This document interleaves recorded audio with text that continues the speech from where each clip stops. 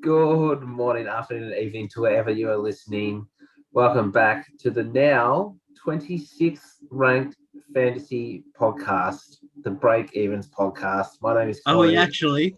and as always, with me is Jack. Hello. There you go. Yes, Jack.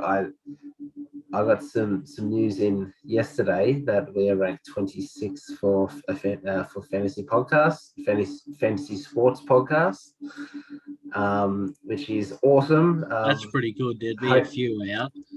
hopefully there's more than 26 podcasts, so then we're not dead last. But I was going to say, for fantasy sports, you got NFL, NBA, you got, soccer, you got Champions League, you got, yeah, heaps of fantasy sports around. 26 is a lot better than I thought we'd be ranked with how yeah, little we've been doing it. yeah. Well, this is week 5 and up to 26. This means by the end of the season we should be number 1. Oh, yeah, easy. So just continuing on that, we would like to thank everyone for their ongoing support. We've had a great amount of people find us on Twitter, and you can find us there at Break Evens Pod. If that's a personal message, dropping a follow, we'll always follow back and commenting on our stuff if it pops up. The more people we speak to, the more we'll get our name out there, and hopefully we can help more and more people, which is what we're here to do. And we're also on YouTube at the Break Evens and on Apple Podcasts at the Break Evens. So to start off, I have a whole bunch of footy news to go through before. How many articles? So many articles. I've got about a page and a half of notes here, and I've got a few things to go through on my phone as well. So we'll go through all the news. We'll go through the Bulldogs Essendon practice match that just happened. We'll go through a few rookies and a few primos and stuff like that, and then we'll get into our top 10 defending rankings, and that is by average. So we'll start off with Adelaide news in the past week. I just had one come through about an hour ago on Rory Sloane, 528k mid forward. Matthew Nicks has come out and said he's looking to play whatever role he needs to for the team to perform well, and he's now challenging himself to go forward and make an impact on the scoreboard. You're going to see us mix that up. So those on Rory Sloane, looks like he might play some more forward time. But if it's not that forward time, then he'll be pushing forward from stoppages rather than helping in defence. That's what I take from it. Nick's also praising Jordan Dawson for his hard work ethic on the wing and in the midfield. So that's his role. He'll be wing into the midfield CBAs, which is great. That's what we're wanting from Dawson. Crouch is in line for round 1, but he'll probably be injured by round 3, but he is there. And a rookie, Soligo, he's a round 1 chance. I've probably butchered his name there, but he's a round 1 chance along with, what's his name? Rochelle, who's looking really good. So that's Adelaide all done and dusted. Up here to the next one. Okay, so we've got Brisbane. So Brisbane, Rayner, Jared Berry, and Zach Bailey, chances to be mid full time, which is perfect. All great value selections. They've come out and said Rayner, very fit, good strength and power. He's a real asset and complements the other midfielders. So it's looking like he's looking pretty explosive and good in there. Have you seen Rayner's haircut? I was just about to say he's shaped his head, so he's a bit more aerodynamic. So he might pick up a few kilometers per hour, breaking out of those stoppages. Berry's done a full preseason, and his role is looking like an inside mid the whole time, and he's looking strong. Fagan also came out and said Neil and Lyons to play mid/forward this year to let those Bailey, Rayner. He backtracked a little bit and said Neil will go onto a wing rather than into the forward line, which means Jared Lyons will go forward. So those who have Jared Lyons or think about Jared Lyons, be careful because he might be resting forward, which could be bad because he's not getting those CBAs, but also could be good because he's able to hit the scoreboard a little bit more often. So just be mindful of that.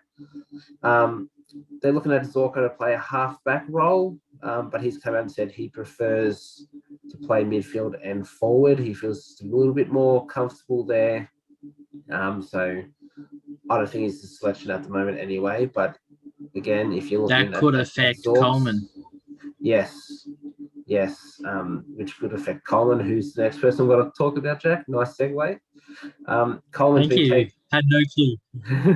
Coleman's been taking kick-ins, and he's pretty much cemented his halfback role. So he's a great selection in defence or forward. But again, depends on Zorko. But we've got a few practice matches coming, so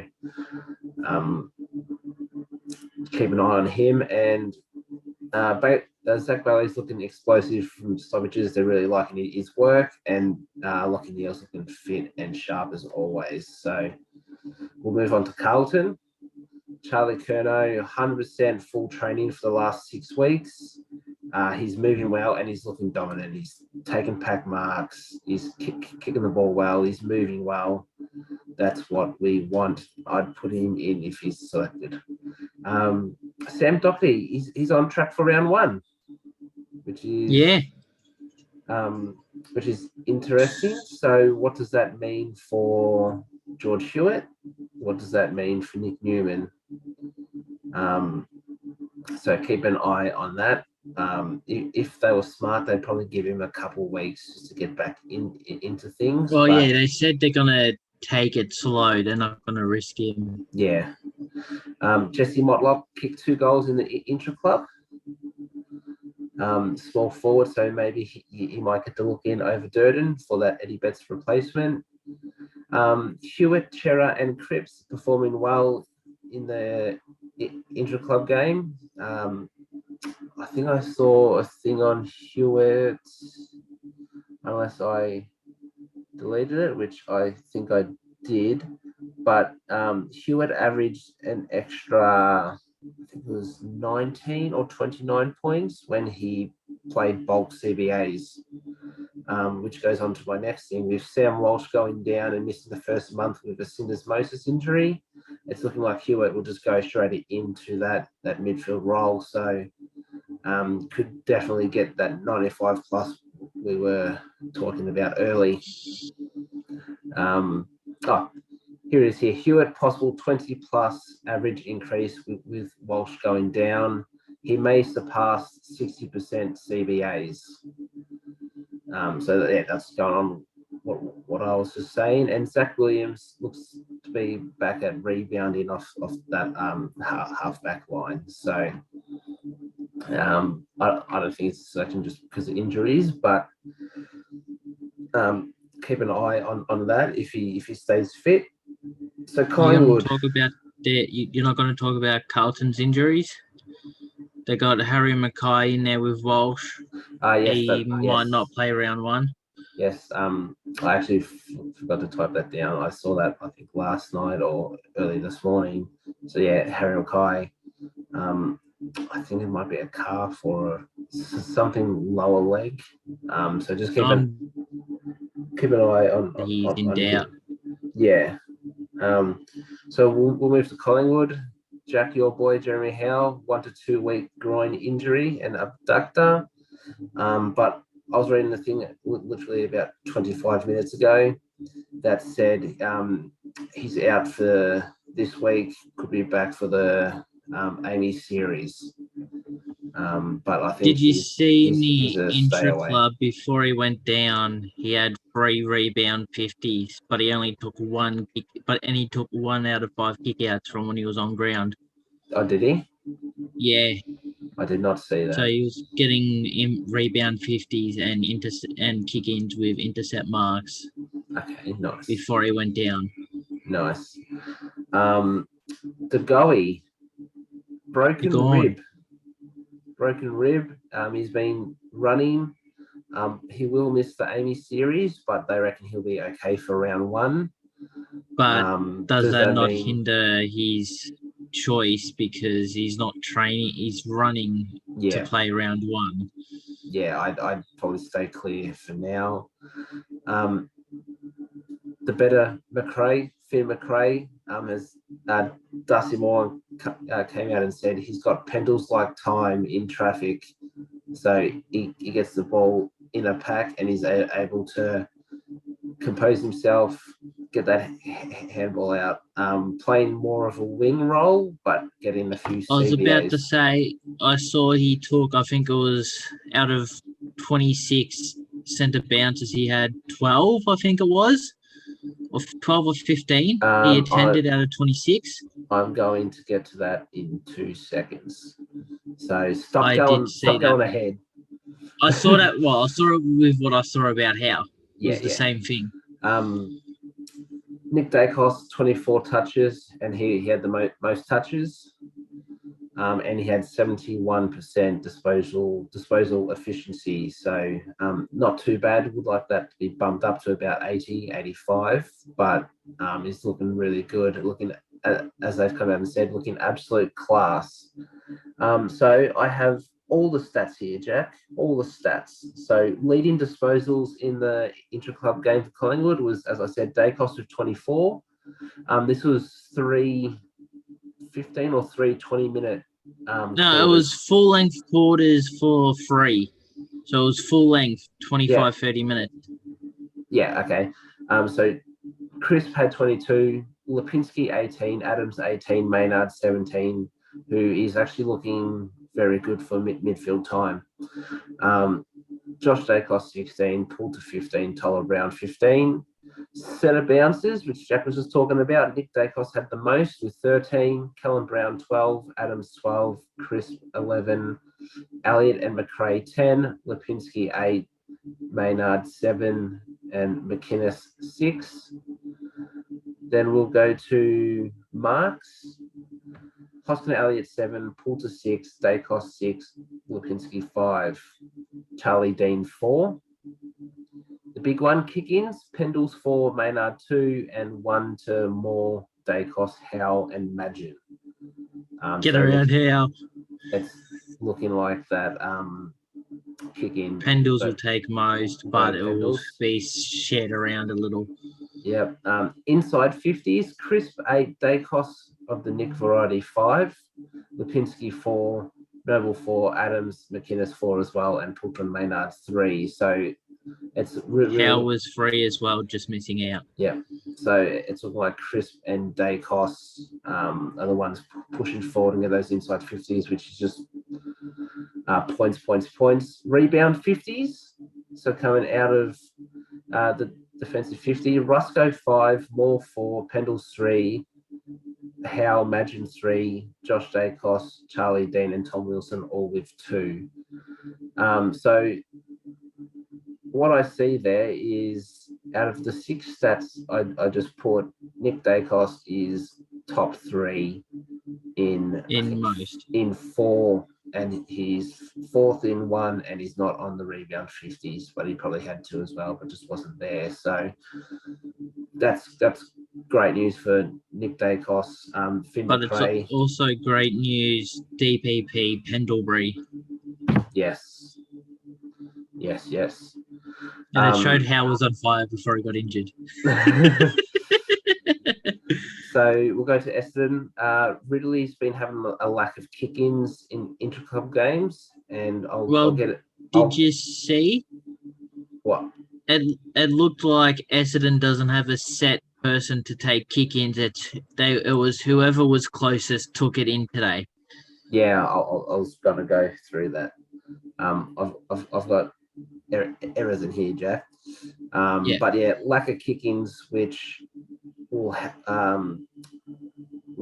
his Supercoach scoring ability. So he's a good marker. He gets the ball, but those kick-ins, that just helps boost it up that extra 10 points. Caldwell was looking good and looked like a breakout contender, but as I'll go through before, he had a pretty stinky game today. Rumours of Merritt having a mid and half back role. Jake Stringer, he's going to be managed and he's 50-50 for round one. Hobbs had big mid minutes and has looked impressive, but today that was not the case. I'll go through that. Parrish is best on ground in everything, and he was today. And no Dylan Shield because of a quad. But he seems to be getting over that slightly. Might be there round one, but I'd stay away just because of that. Now let me just quickly get this. Did you mention Andy McGrath? No. I've seen he's back to the half back. Would that be correct? He played half back, but they said he killed it. He was amazing. Yeah. Where is this other one? Because we're going to Fremantle. I've got one on Fremantle. Here it is. So Freo, Sean Darcy, Achilles tightness. He played half the intra-club. I've got here, this was an hour ago. Sean Darcy missed practice match with injury, has a thumb splint, and spent this morning watching the light training session from the boundary. He's had about 3 different injuries in the past 2 weeks. I personally have jumped off him. I got off him a few weeks ago. I've got the boy Rob from Adelaide.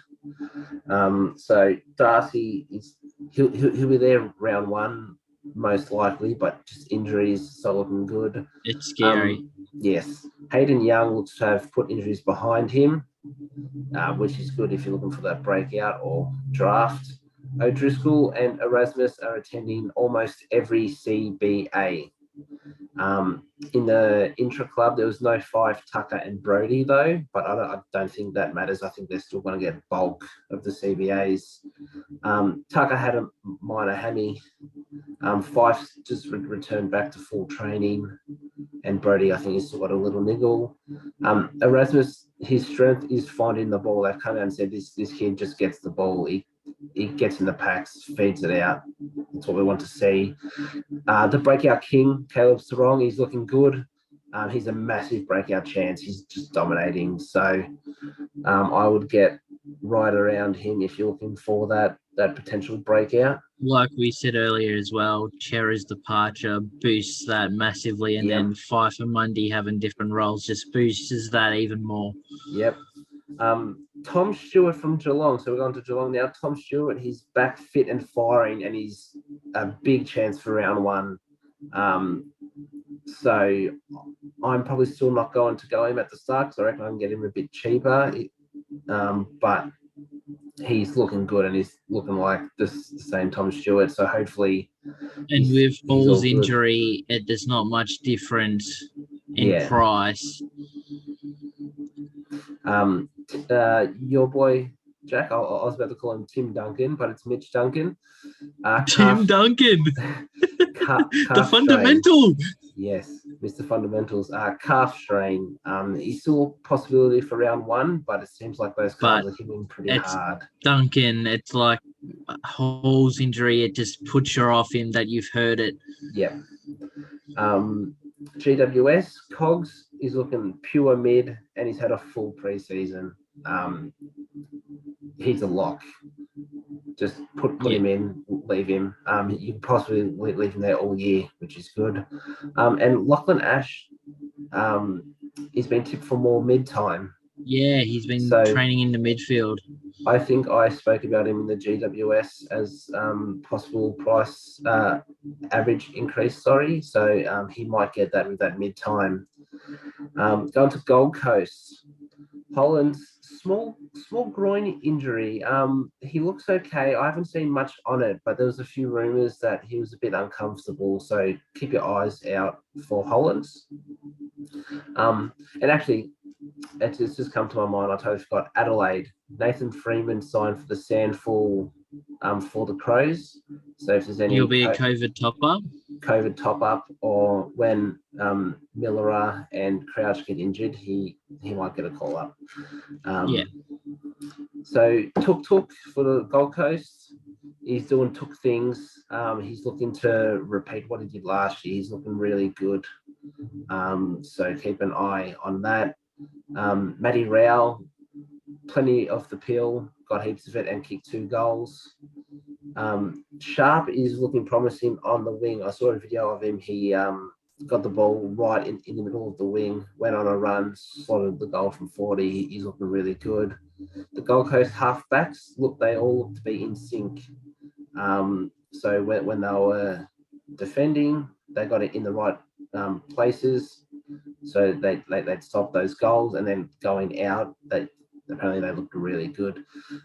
Witts played well, and he's building, and he's looking like a cheeky round one chance. So just keep an eye on him and how he's tracking. In the intra-clubs, there was no Lukosius, but he is playing forward.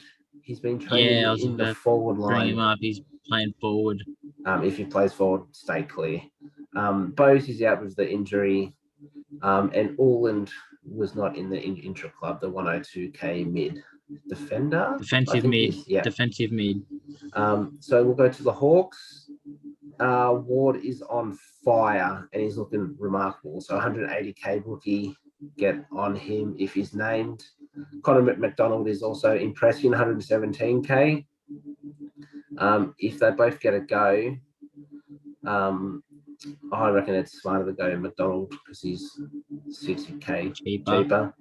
And James Sicily, he looks like he's never left. He's still getting those intercepts, plenty of the ball, kick outs, everything. He's looking really good. So he's someone I'm looking to put in. Yeah. Straight to Melbourne. There's only one, and that is Clary Oliver is looking fit. So I think he's a big look in to start in squads. North Melbourne, Aaron Hall. Me especially, talked him up all pre-season. He was in my squad, never left, and he's gone and done his hammy, and he's out for 4 to 5 weeks. I called it. You did call it. Jack called it. I don't know if he still features in your top 10, Jack, but we'll get to that later, but he's still in mine. Just because if he's not there round 1, he'll be there round 2 or 3. He'll be in round at least max, like round 4 the latest. Yeah. Luke McDonald is playing a half-back role. He's gone back there, so they've gone stuff you from the wing. Stuff you're going back to half-back. Did we talk about his concussion with Cherry? He did have a concussion with Cherry, yes. He should be okay. I think it was his first one. So it's just something that happened. Yep. Taryn Thomas, it's looking like mid-time will increase. So keep an eye on him in the Pracky and the Amy series. But yeah, he's looking good at the moment. And Davies Uniac, he's a potential breakout at the moment. He's absolutely dominating. But he won't be playing for North Melbourne in this practice match. So I don't think there's any injuries. I think they might just be trying out a few of the young guys. Port, Butters and Rosie increased mid-time. Butters is looking most likely, and lock him in if he's fit for Butters looks like he's playing only mid. Yeah, I'm very tempted to put him in my side instead of Dunkley. He's in mine. Wait, did you just say you're going to get rid of Dunkley? Possibly. But interesting. We'll see. Jackson Mead, he's in the mix for round 1. He's absolutely killing it. The only thing on Butters is the only person who had more CBAs than him was Ollie Wines. So he had the second most CBAs. So it just chuck him in if you can. The Brownlow medalist. Richmond, This guy, I'm seriously looking to put in at F6. I know who you're Hugo talking about. Ralph I mentioned Smith. I mentioned to you just I think it was halfway through the intro and then at the end, look out for him.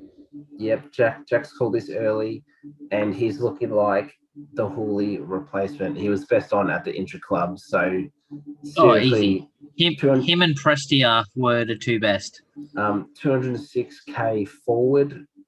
Looking at on the half back, he's looking bloody good. So keep an eye on him. Collier Dawkins, impressed. He's looking like a player. Him and Jack of the Ross future. killed it. Yep. They had no one to kick to on the forward line really, and they dominated the midfield for most of it. Well, you also called Jack Ross as your sneaky pick. Sneaky, if he gets inside mid, he played inside mid, and he got a lot of the ball and dished it out to Collier Dawkins. Yep. So I think when it comes to Richmond, I think we know who to listen to, not me. Prestia, good as always, which you mentioned. He looked healthy. The healthiest he's looked as well, Prestia, and he's around 490k. If he can keep it up, he's a sneaky one around that 400 early, low 500 mark. Give it 5 weeks, Jack, and he'll ping a hammy.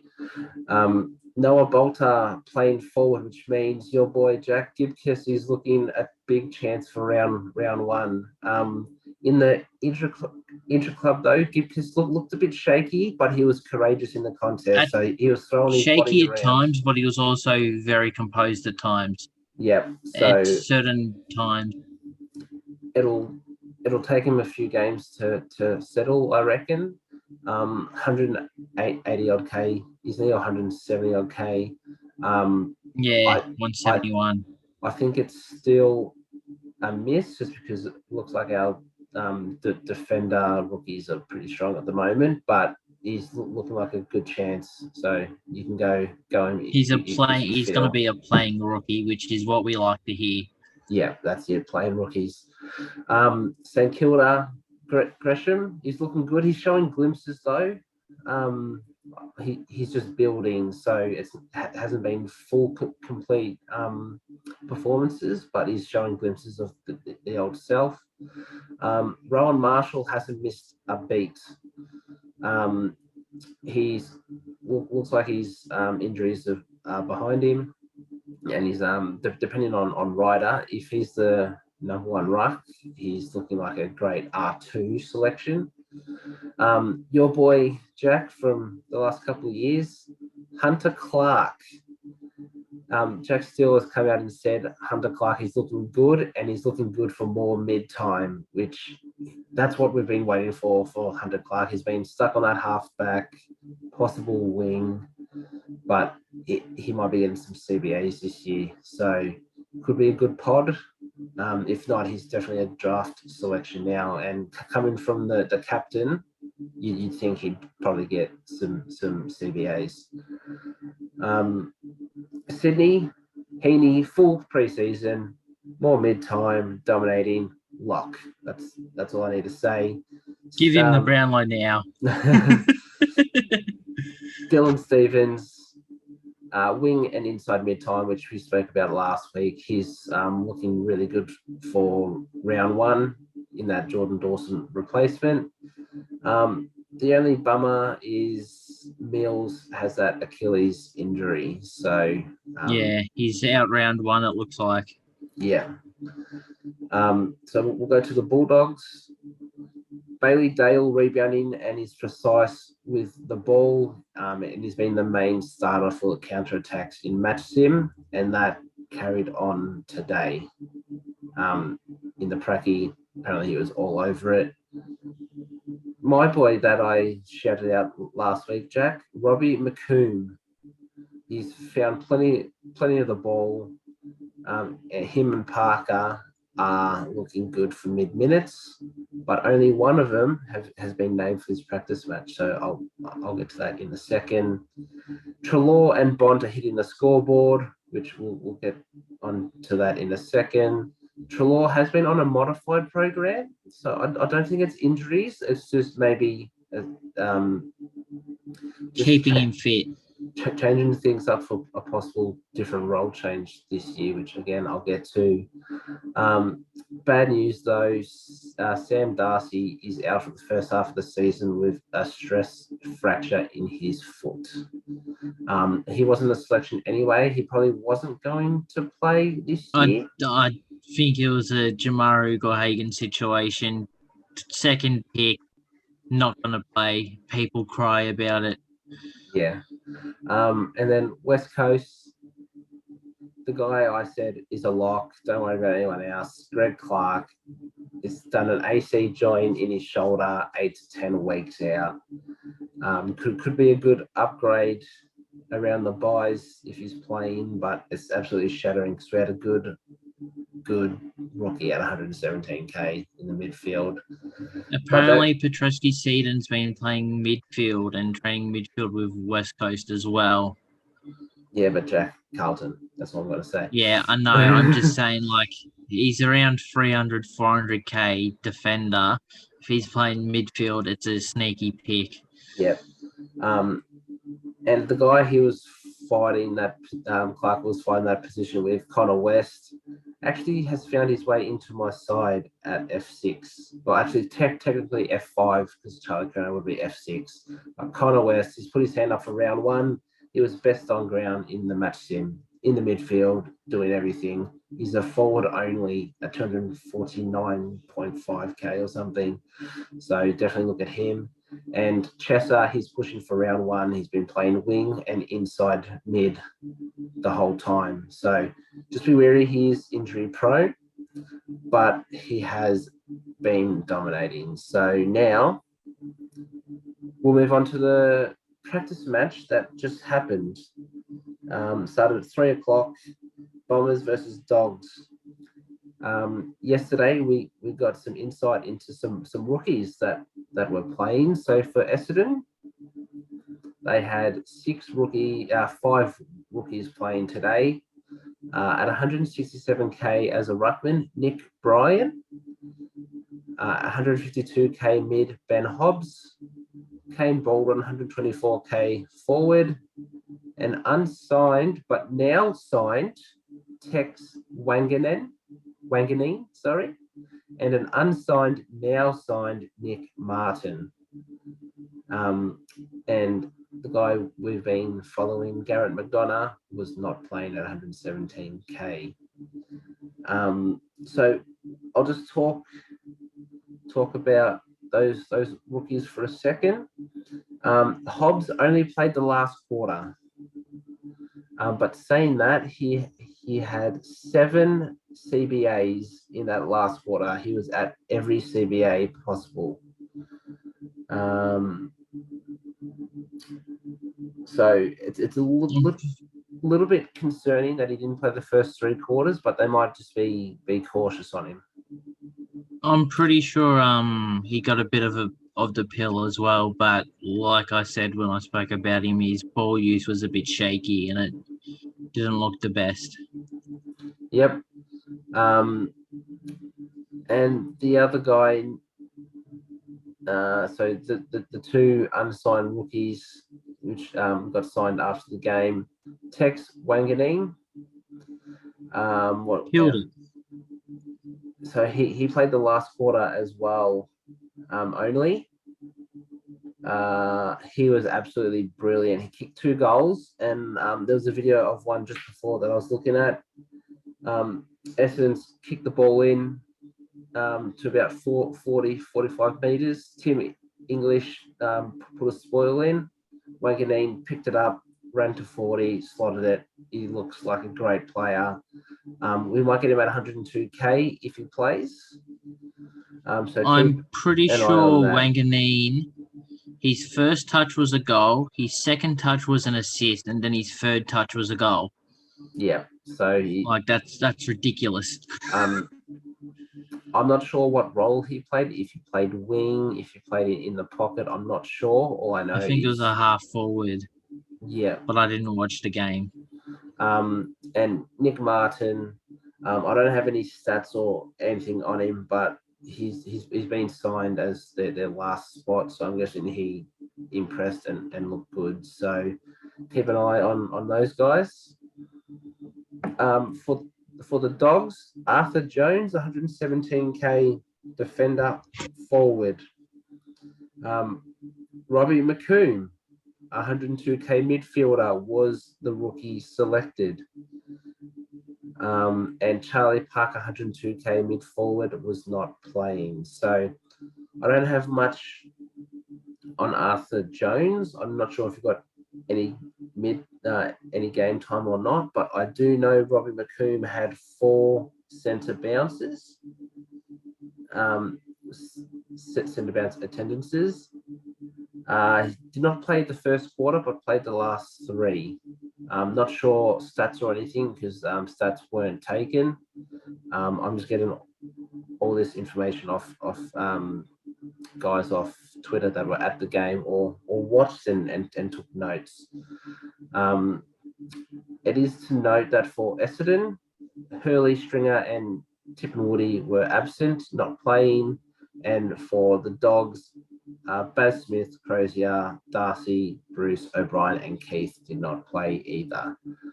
Did Buku Kamis play? I don't think he did. I'm not 100% sure. So just a few things on Essendon here. I've got Parrish and Caldwell were hot early, both very clean. Caldwell, after half time, he died off a little bit. Did he play? Because I heard he was only playing 2 or 3 quarters. I'm not 100% sure. Hang on. Does it say here Caldwell? No, does not. Yeah. It says he played all 4 quarters. Merritt had some time at half back, but he was mostly on ball. Dylan Shield did play. There you go. He chipped in. His kicking efficiency was a lot better. So maybe he's realised that to play football, you need to use your foot. Maybe he realised his teammates wear red and black.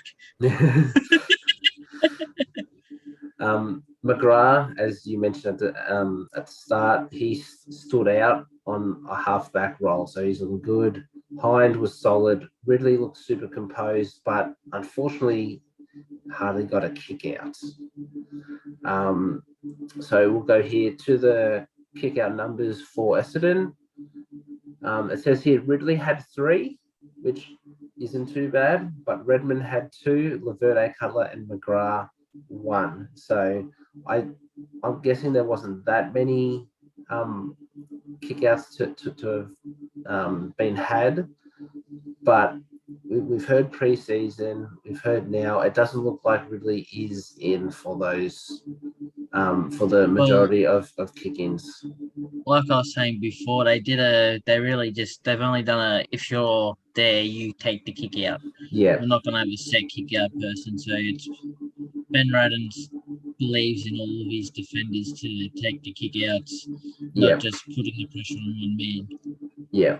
So CBAs for Essendon, Merritt had 21, Shield had 20, Parrish 15 and was best on ground, Hobbs 7 in the last quarter, Perkins 5, Caldwell, Langford and Nick Cox 3 and McGrath had 1.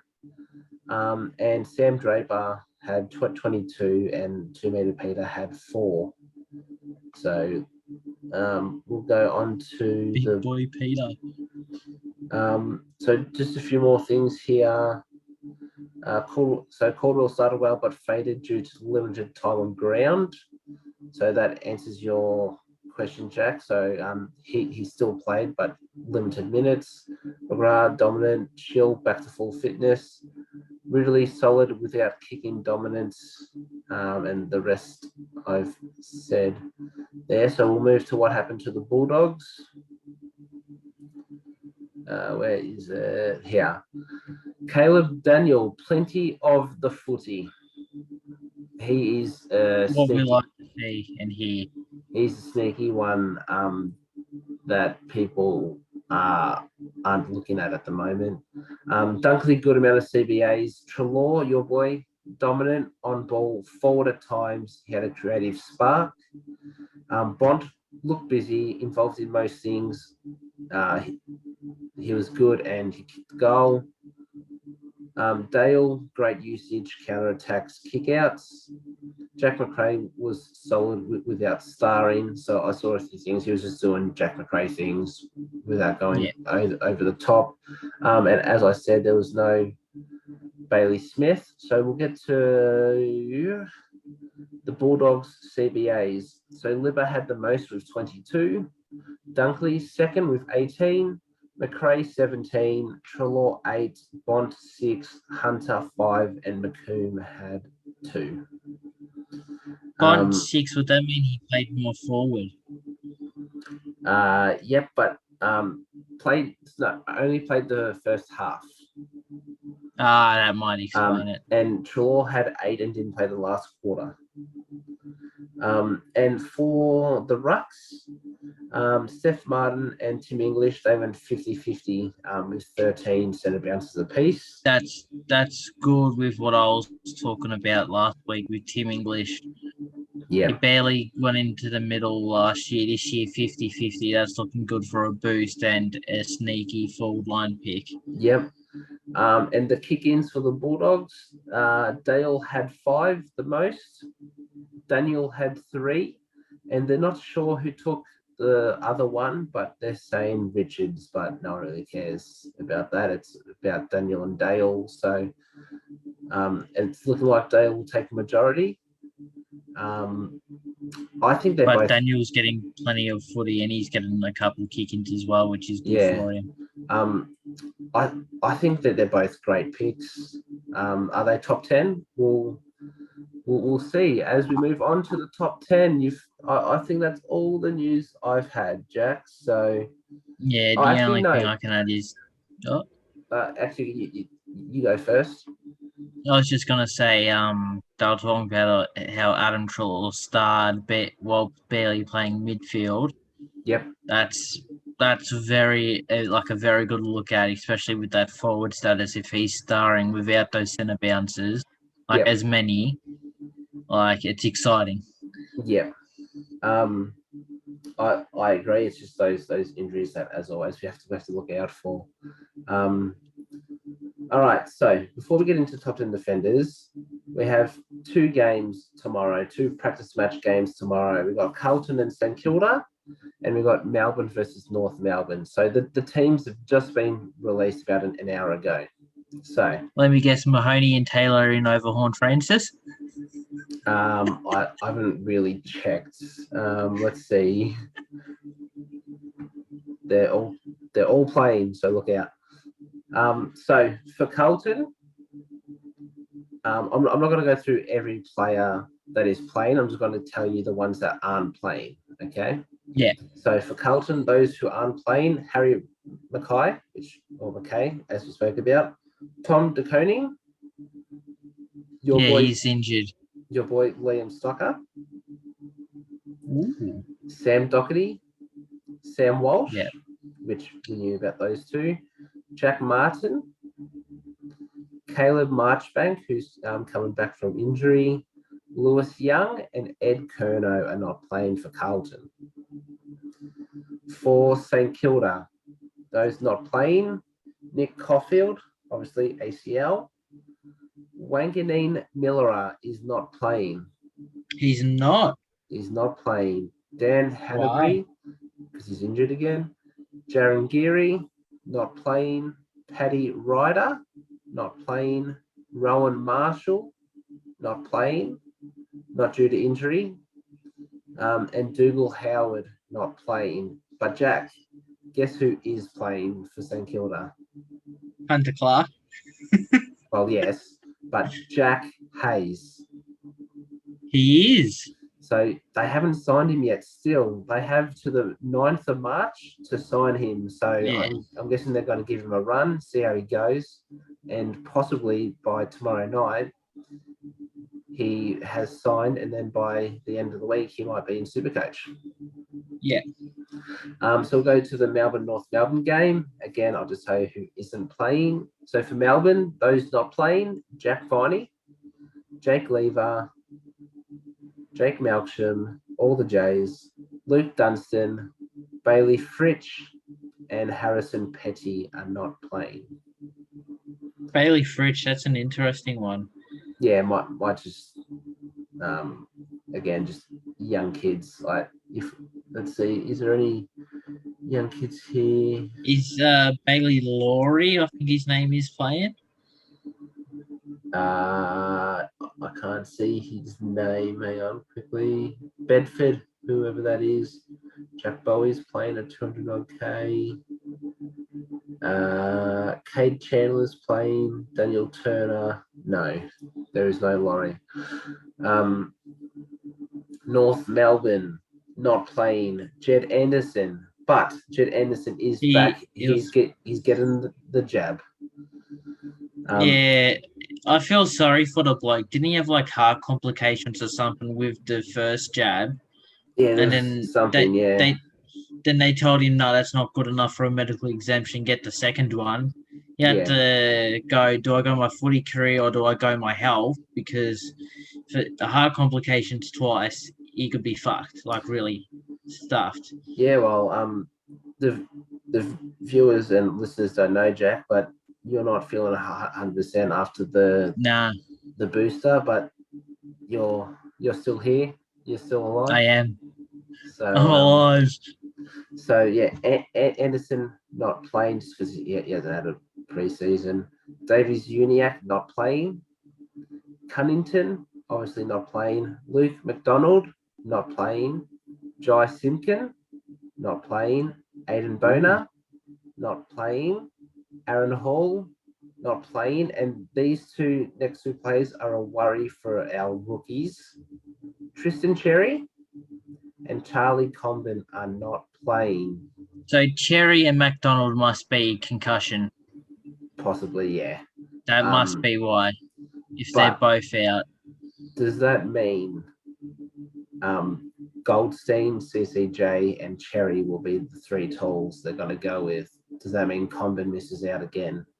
That's probably because Coleman Jones went to North Melbourne to play more as a ruckman and play a bit forward.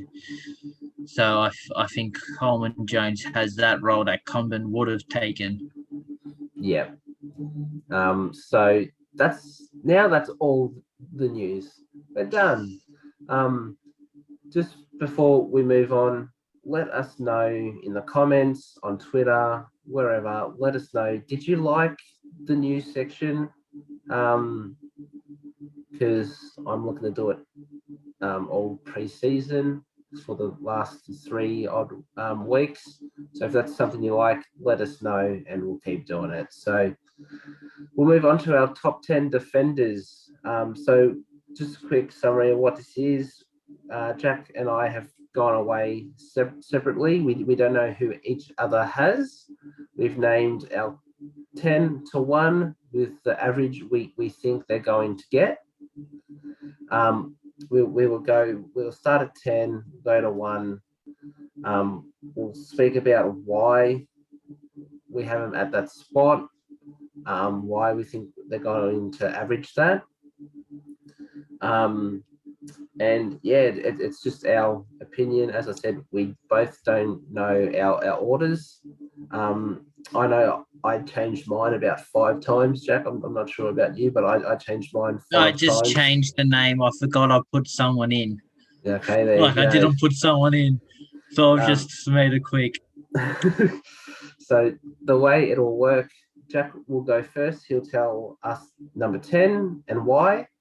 And then I'll tell him if I had that person and where I put that person, and why, and then I'll say who I had at 10. So Jack, who is your 10th ranked defender by average? Well, I talked about him last week. He's a Richmond boy. It's Jaden Shaw. I have him staying at that 97 mark. Like I said last week, I don't think he's going to push over 100. The intra-club game, he barely took kick-outs. He barely got the pills. A bit scary. But I think he's going to keep that 97 average, and that's why he's sitting at 10. It's a pretty high score for defenders. I had Jaden Shaw also at number 10. Hey! But I had him at 99 average. So we're pretty close. He averaged 98 last season. So you think he'll go down one? I think he'll go up one. I think you're right. And with Ralph Smith looking good, depending on what he actually does, and if he gets games, that takes a bit of run and carry. Well, Ralph Smith never took any kickouts. Yeah, but I'm talking about in general play. Being the size he is, he might get those intercept marks, which means he's getting a bit more of the ball. I think they'll definitely still look for short, but I don't think there'll be too much of an improvement. Hopefully there is, because he's in my starting squad at the moment. He's at my F3 position, but he's probably the one. You mean D3? D3 position, but I'm definitely looking to move him if he doesn't have that role. Who do you have at number 9? I had, like I said, I did it like I told you before. I did this last night, so I had Caleb Daniel at number 9, averaging 99. 99 as well. And like I said before, hearing that, like seeing just before that he was getting a lot of the ball and stuff, I was thinking of bumping it up, but I reckon his max would be about 105. So I'm going to stick with the 99 I put. But it's Caleb Daniel, like you said before, gets plenty of the ball, couple kick-outs. He's very efficient. Yep. I didn't have Daniel in my top 10. I have him just outside at maybe a 96 to 98. But if he keeps playing the way he did today, he'll definitely be top 10. So keep an eye on him. At number 9, I had Dyson Heppell at an average of 100. Ooh. So last year did that halfback role, did it well. They looked to him because he's good by foot. He showed experience. Everyone knows he's a good mark. He had it all. What did he average last year? He averaged 100.1, I think.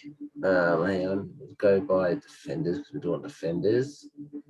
He averaged 99.4. So I've got him averaging 100. So pretty much. So you think he's pretty much the same? Pretty much the same. Last year he was the 8th highest the defender. So Jaden Shaw was 11th. So interesting there.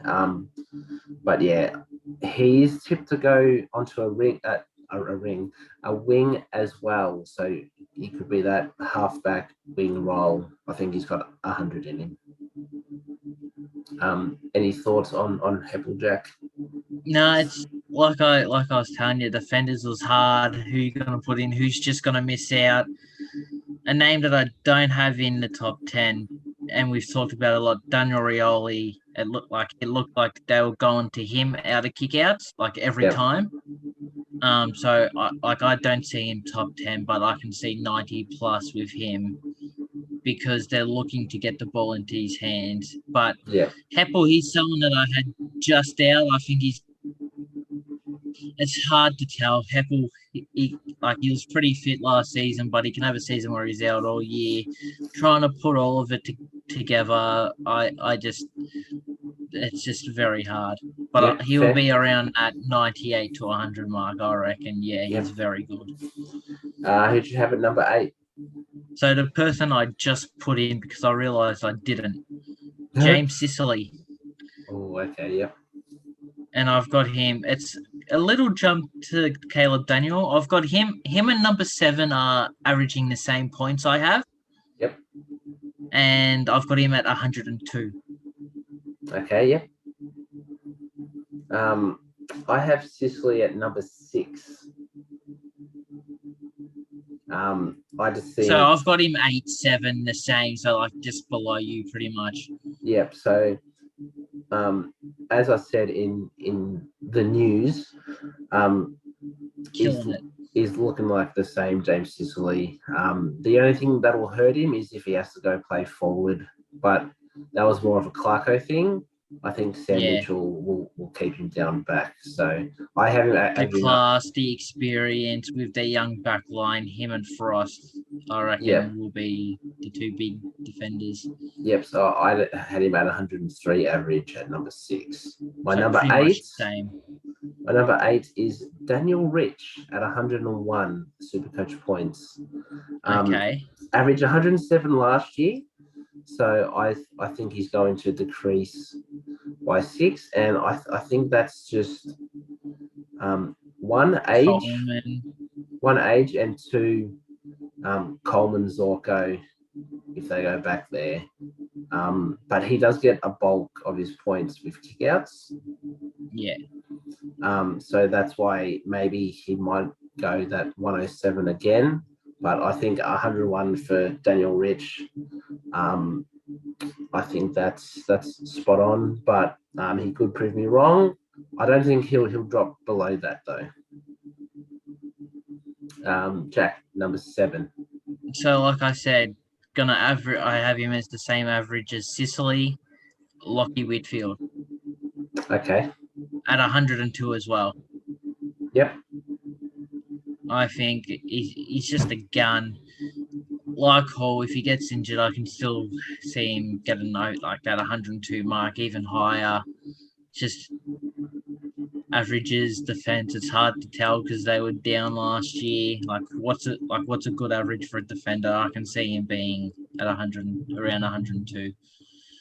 Well, last year the top 10.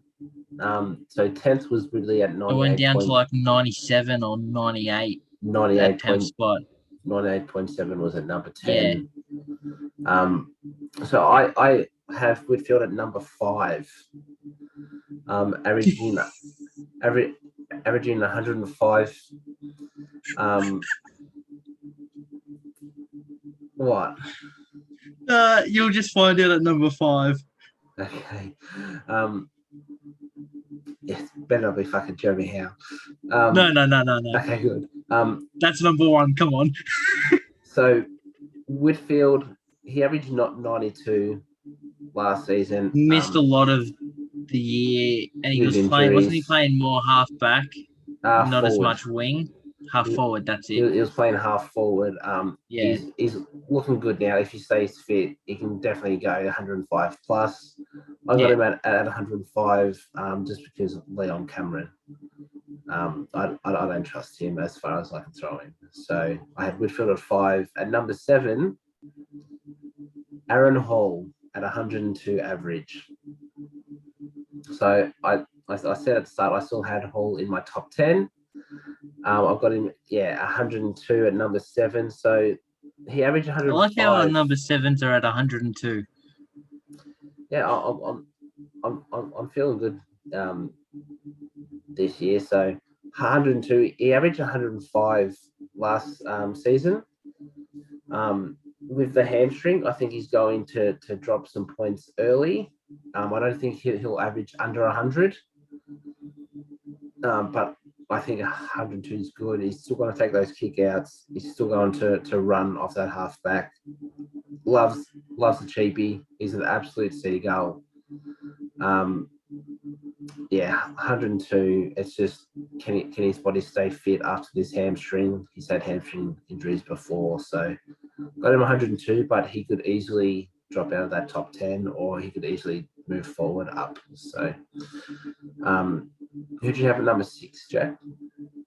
Collingwood boy. Jack Crisp. At number 6? With an average of 104. Okay. More midfield minutes. It's looking good.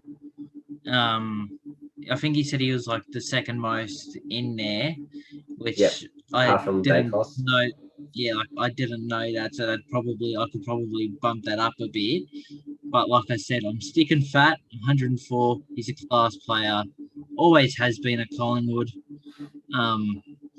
You're just gonna get what you get with Jack Crisp. Yeah. So before seeing those stats, I just did this before seeing the CBAs and everything. I had Crisp at number 2, averaging 112. He averaged 104.9, so basically 105. I've got him around the same then. And that was with half a season in the halfback, half a season in the midfield. I think if he gets that full midfield time, or 75 to 80% mid, yeah, he's going to go up. He's super durable. He plays games. The only reason he missed games Mr. Consistency. That's it. The only reason he missed a game is due to COVID, which could definitely happen to anyone. To anyone, that's right. So I had him at number 2, and at we'll talk about number 6, aren't we? Yeah. At 6, as I said, I had Sicily at 103. So, who is your number 5? So, I think you had this man at 9 or 8. Yeah. Averaging 101. Yeah. Now, the reason I'm laughing is I had Whitfield averaging 102. You had him averaging 105 at number 5. Yep. I have Daniel Rich at number 5, averaging 105.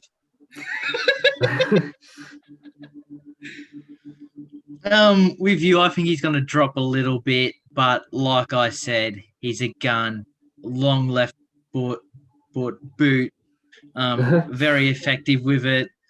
You know what I mean? He's just distance covered, meters gained, inside 50s, goals.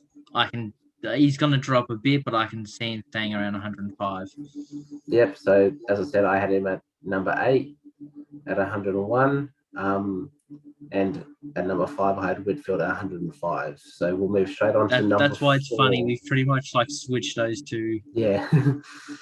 So number 4, Jack, who you got? I've got Jordan Dawson. Okay. I didn't realize he was playing midfield and wing. I thought he was going to be wing half back, and I had him also at 105. Yep. But obviously now, like Chris, playing a lot of inside mid, it's gonna jump. I think it will jump up, but I'm sticking with what I had down. Yep. I had Dawson at 3, averaging 110.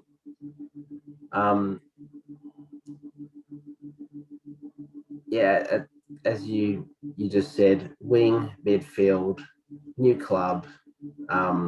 What did he average last season? 101. And that was with a slow start. I think, there's going to be a 9-point increase. It'd be interesting to see if he takes any kickouts.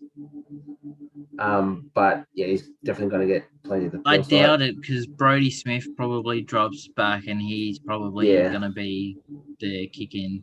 Yeah. But at number 4, I had Tom Stewart averaging 108. So I'm guessing you just swapped him. So Stewart, he averaged 107.6. So I'm not seeing that big of a difference. Basically the same. As we spoke about earlier, he's on fire. He's looking the same guy. Intercepts, kicks, gets the ball, goes on runs. Solid pick. You're looking at, not much lower than 90 on a bad week. The only thing I'm worried about is when Geelong come up against teams that have 3 big forwards, he might have to play a lockdown role. If you look at, let's say, North Melbourne, if they go CCJ, Goldie, and either Combin and Cherry, he's going to have to play on either Combin or Cherry. You reckon? I'd say, yep, because no one else could be Mark O'Connor and Blitzars that take the 2. I reckon they'd go Stewart on that third guy. So that's the only thing I'm worried about. and obviously his foot, that could definitely come back to haunt him, but he's looking good at the moment. 108 average at number 4. So, did you have a number 3, Jack? I had Aaron Hall. Oh shit! Okay. At 107. Yep. He's done his hammy. I've called it. I know.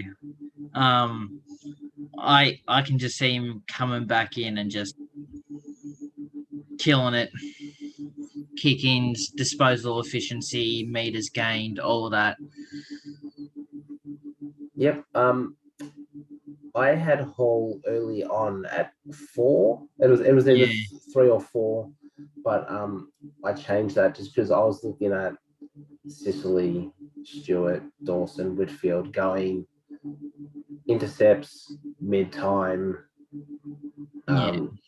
kick-ins for Sicily, kick-ins for Whitfield, possible kick-ins for Stewart, and Dawson maybe, but he's playing pure mid-wing roles. So, I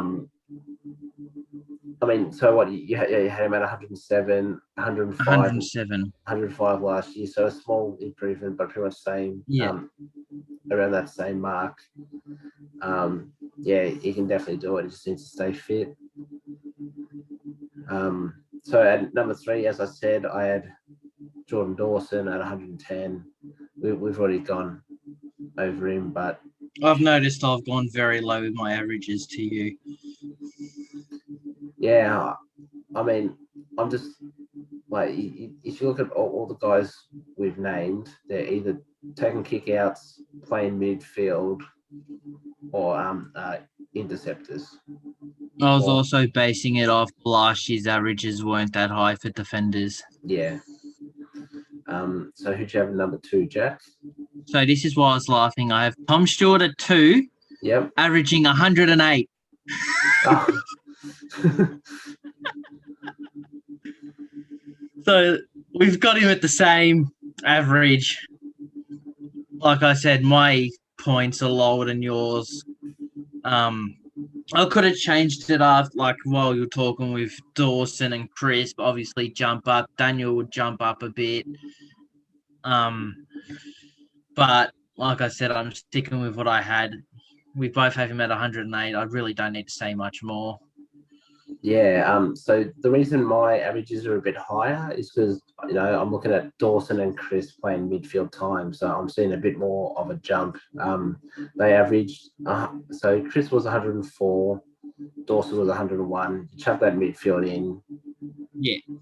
Logic says there's going to be an increase, so that's why my average. Yeah, I didn't realize Chris played that much mid. I thought it would have been around the same. Yeah. So at number 2, as I said, I had Chris at 112. So we'll move to the number 1 spot. I wonder who you have there, Jack. Jeremy Howe. Nah, I've got Jake Lloyd. Like I said, low averages, I've got him at 110, which is around the same as what he scored last year. I can't see him jumping up too much because he's been consistent every year. You know what you're getting with him. Seagull, gun, and as BT loves to say, a Lloyd. Yeah, so I've gone a Lloyd as well. I've got him at 115 to 120. He's averaged 120 before, so he's definitely got that ceiling. But I reckon Dawson gone, more kick-ins, because Dawson was taking the kick-ins off him. He's an absolute gull. You can put him, like, just put the house that he'll get 25 a night.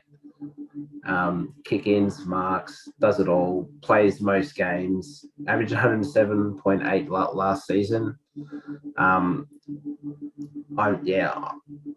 just looking at that going, more kick-ins, it'll go up to at least 115. So just a few honourable mentions. So we didn't name Zeeble. I think he's gone down. I think with Aaron Hall, he might go crazy at the start because he might take some kick-ins early. but I see him averaging 90 to 95. Luke Ryan, he's always up there, gets injured a lot. That's someone who just missed out for me. Yep. Hayden Young is looking to take some kick-outs, so I think Ryan goes down. Ridley, 98.7 last season. It all depends on those kick-ins. I just took him out for Sicily. Yeah. Ridley. Yeah. I had him at 8 and I switched him with Sicily. Yeah, it's all based on his kick-ins. If he has the kick-ins, he can easily average 104 plus. But I see him going that. I still think he averages 90s. 98. Yeah, definitely. Bailey Dale, depending on those kick-ins, could go from 95 last year to 100. Caleb Daniel, which you had. And I reckon that's it that we can really talk about. Like I said earlier, I reckon Rioli gets that 90 plus with how it looked like them getting the ball to him. But I think it's low 90s. Yep. He's a gun. He looked a little bit shaky in the intra-club game. I think he kicked it out in the full once, and he took a good thing is he took a couple of risky kicks, like inboard. A couple of them didn't pay out, but he was against pretty much Richmond's strongest midfield. Yeah. So it was hard to tell. They had the main midfield versus the kids. Yep. And then the main defenders versus the main forwards, not mixing them up. Yeah. So, like, Rioli and Ralph Smith were with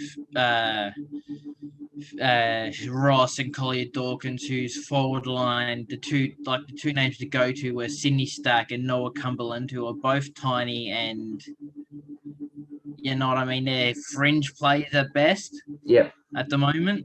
So it's like if you had Rewalt and Bolter on different teams, you could have seen more from Rioli, Ralph Smith, Ross and Collier Dawkins kicking to an actual target. But then if you mix the midfield up as well, and like you had Pressier and Cochin on different teams and Ross and Collier Dawkins on different teams, how does that change it as well? Yeah, exactly. Two people I want to mention as well. Will Powell, with Bose down, he takes a lot of the kick-ins, so he could be a smoky, but I don't think I like him. But as soon as Bose comes back, he'll be low 90s as well.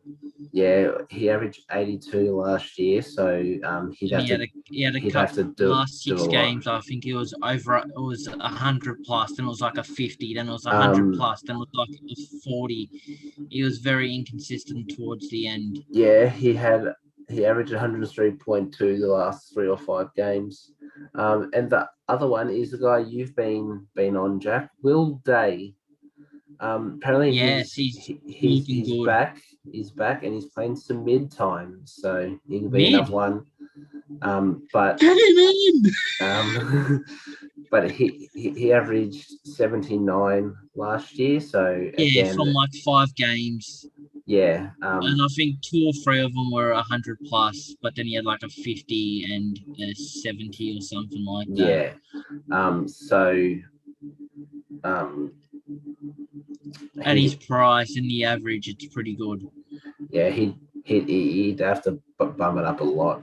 But that's also that'll do us for tonight's podcast. Let us know what you think of our top 10. What do you agree with? Change. What don't you agree with? And if you're on Twitter or in the YouTube comments, put your top 10 down and what you think they're going to average. Also, again, let us know what you thought about the addition of the news segment and getting that going for the next few weeks. Is it something you want to see more or hear more of, or is it something you think you don't want to hear and we can scrap Just it. get straight onto the super coach. Yep. So next week, Jack, we'll be going through our top 10 averaging midfielders, which will be interesting. So it'll be the exact same as this week, but for the midfield line. So again, we thank you all for your support and for listening and watching on Apple Podcasts and on YouTube. Don't forget to always hit us up on Twitter at BreakEvensPod and on YouTube at The Break Evens. So that's all for tonight. And as always, until next week, it's bye for now. See you later.